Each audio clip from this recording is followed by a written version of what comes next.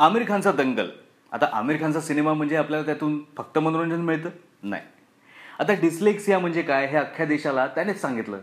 किंवा शिक्षणाच्या रॅट रेसमध्ये न अडकता ज्ञान मिळवा, आवडीच्या क्षेत्रात करिअर करा, हे 3 इडियट्समधून समजलं. तरुणांमध्ये काही प्रमाणात देशभक्ती रुजवण्याचं काम झालं रंग दे बसंतीमधून. आणि आता अख्ख्या देशाला कुस्ती शिकवायला तो आलाय दंगलमधून. पण दंगल म्हणजे फक्त कुस्तीवरचा सिनेमा आहे का? नाही, त्यापेक्षा बरंच काही आहे या दंगलमध्ये.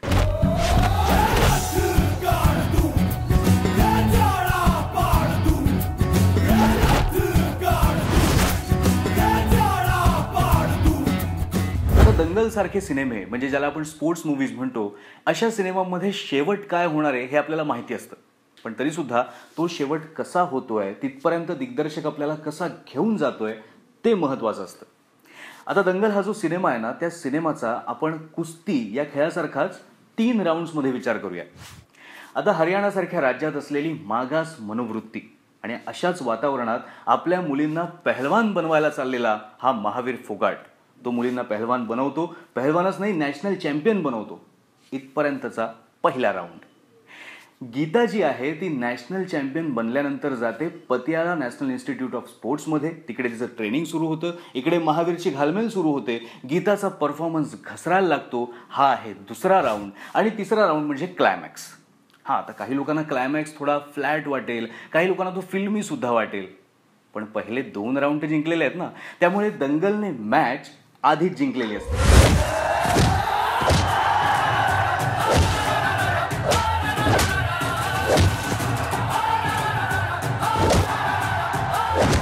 कुस्ती या खेळातले सगळे नियम तुम्हाला समजून घ्यायचे असतील तर तुम्ही दंगल बघाच.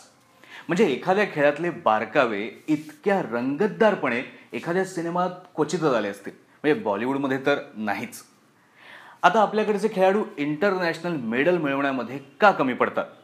खरं तर ते कमी पडत नाहीत, आपल्याकडची सिस्टीमच तशी आहे. आणि ही सिस्टीम म्हणजे जी सडलेली सिस्टीम ज्याला म्हणतात, ती नेमकी काय आहे ती तुम्हाला दंगलमध्ये बघायला मिळेल. कुस्तीसारखा खेळ, त्यासाठी घ्यायला लागणारी अपार मेहनत, एका बापाचं स्वप्न, ते स्वप्न पूर्ण करण्यासाठी मुलींची धडपड, पत्नीची साथ, गावातून होणारा विरोध आणि या सगळ्यामधून बाप आणि मुलीचं घट्ट होत जाणारं नातं, इतकं सगळं आहे या 2.5 तासांच्या सिनेमात. हर मिसालें दी जाती हैं बेटा, भूली नहीं जाती. रे भेड़ की हाहाकार के बदले शेर की एक दहाड़ है प्यारे. गिरीश कुलकर्णी पण आहे सिनेमामध्ये आणि त्याला रोलही चांगला मिळालाय, मोठा मिळालाय. आणि या प्रशिक्षकाच्या रोलमध्ये त्याने कामही फक्कड केलंय. जाऊन द्या ना, आता काय वर्षभरात झालं त्याचा नको पण विचार करूया. तुम्ही दंगल बघा, तुम्हाला कळेल मी काय म्हणतोय ते. खरं तर या सिनेमातला ना प्रत्येक पात्र आणि प्रत्येक कलाकार एकदम अस्सल आहे. पण खरी कमाल केली आहे ती फातिमा सना शेखनं गीताच्या भूमिकेत. म्हणजे फातिमाला यावर्षी राष्ट्रीय पुरस्कार हमखास मिळणार आहे, हमखास. आपण ही लाईन रेकॉर्ड करून ठेवूया का? म्हणजे जेव्हा मिळेल तेव्हा आपण ढोल वाजवू शकतो ना, की आम्हाला माहीत होतं आधी वगैरे. नाही मिळालं तर मग ठीक आहे, तेव्हा लोक विसरतील. ठीक आहे. फातिमाने सात्विक अभिनयाचा उत्तम नमुना पेश केलेला आहे. म्हणजे यामध्ये कामं सगळ्यांचीच चांगली आहेत. लहानपणीच्या गीता आणि बबिता साकारणाऱ्या मुली त्या खूपच गोड आहेत. सगळ्यांचीच नावं सांगता येणार नाहीत, पण म्हणून एवढंच सांगतो की ज्याने कास्टिंग केलंय मुकेश छाबरा, त्याचं काम खरंच ग्रेट झालंय. आणि आमिर खान तर महावीर फोगाटची व्यक्तिरेखा अक्षरशः जगलेला आहे. म्हणजे हा सिनेमा क्रीडापटूंसाठी, कुस्तीपटूंसाठी प्रेरणा देणारा वगैरे आहे, पण त्याहीपेक्षा प्रत्येक कलाकाराने नक्की बघावा. कारण प्रत्येक कलाकारासाठी हा सिनेमा म्हणजे एक आदर्श सिनेमा आहे. आदर्श अभिनय म्हणजे काय हे सांगणारा आहे.